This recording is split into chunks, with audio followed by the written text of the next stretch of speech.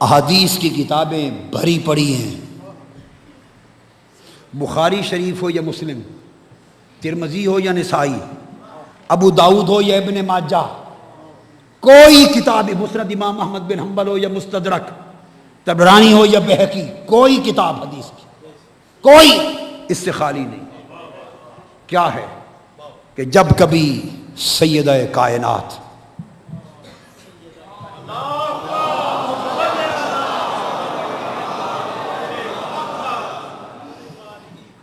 جب آقا علیہ السلام کی بارگاہ میں آتی، یہ حدیث بھی حضرت عائشہ صدیقہ سے روایت ہے، حضرت ام سلمہ سے، بہت سارے صحابہ سے روایت ہے، مگر سب سے پہلی گواہ حضرت عائشہ صدیقہ ہے۔ فرماتی ہیں ہم نے ساری عمر دیکھا جب حضرت فاطمہ الزہرا اپنے بابا کی بارگاہ میں آتی تو خدا کی قسم مصطفیٰ کھڑے ہو جاتے، کھڑے ہو جاتے۔ سنیے، فقبل یدہا، اخذ یدہا وقبلہا، کھڑے ہو جاتے، وقام الیہا، کھڑے ہو جاتے اور حضرت فاطمہ الزہرا، بطول زہرا کے ہاتھ کو پکڑ لیتے اور مصطفیٰ حضرت فاطمہ کے ہاتھ کو بوسے دیتے، ہاتھ چھوتے اور اپنی مجلس پر فاطمہ کو بٹھا دیتے۔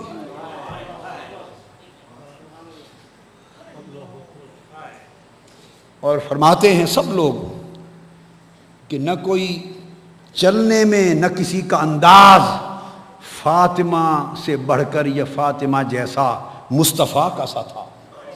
بطول زہرا، بطول جنابہ بطول چلتی تو گام مصطفیٰ لگتی، حضور کا چلنا لگتا، وہ بولتی تو حضور کا بولنا لگتا،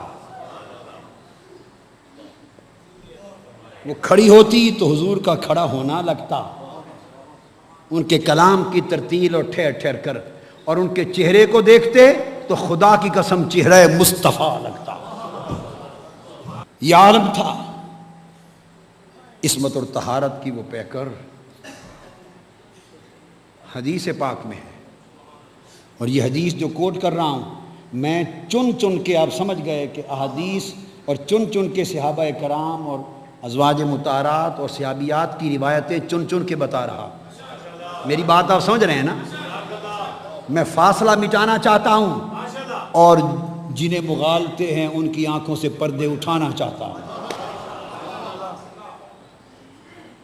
اور اب جو حدیث بتا رہا ہوں یہ عصمت و طہارت کا سمندر بطول زہرا سیدنا عمر فاروق رضی اللہ تعالیٰ عنہ راوی ہیں حدیث کے، وہ راوی ہیں اور فرماتے ہیں خدا کی قسم میں نے اپنے کانوں سے سنا، اور مجھے زندگی میں آج تک، ابھی تک سیدنا عمر فاروق کے علاوہ جو حدیث اب بیان کرنے والا ہوں کسی اور سے یہ روایت مجھے ابھی تک مجھے نہیں ملی۔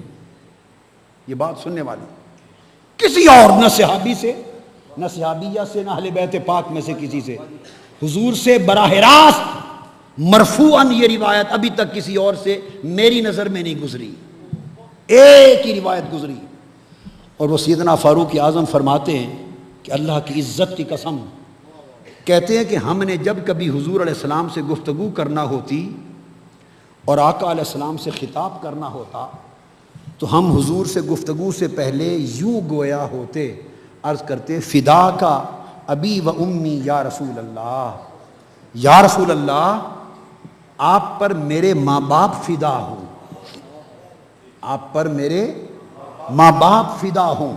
ہم لوگ یہ کہہ کر پھر آگے حضور علیہ السلام سے بات کرتے تھے۔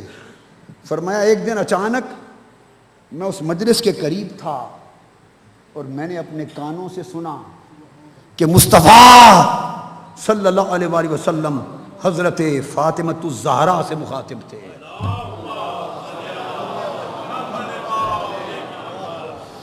دھیان سے سنو اور دلوں اور روحوں کی کانوں سے سنو، دل و روح کے کانوں سے سنو، ذوق اور درد و سوز کے کانوں سے سنو۔ شوق اور ایمانی کیفیت اور وجدان کے کانوں سے سنو۔ فرماتے ہیں کہ میں نے سنا حضور نے خطاب کیا، کوئی بات فرمانا چاہتے تھے، اور ہم حضور کو کہتے کہ میرے ماں باپ آپ پر فدا ہوں، پھر کلام کرتے۔ آقا نے حضرت فاطمہ سے خطاب کیا اور فرمایا فدا کے ابی و امی فاطمہ، فرمایا فاطمہ تجھ پر میرے ماں باپ فدا، فاطمہ تجھ پر میرے ماں باپ فدا ہوں، فاطمہ تجھ پر میرے ماں باپ فدا، ارے فاطمہ تجھ پر سب کے ماں باپ فدا، فاطمہ تجھ پر ساری کائنات فدا، فاطمہ تجھ پر عرش و فرش فدا، فاطمہ تجھ پر جنس ملک فدا، فاطمہ تجھ پر ہماری عزتیں فدا، تیرے قدموں پہ فدا۔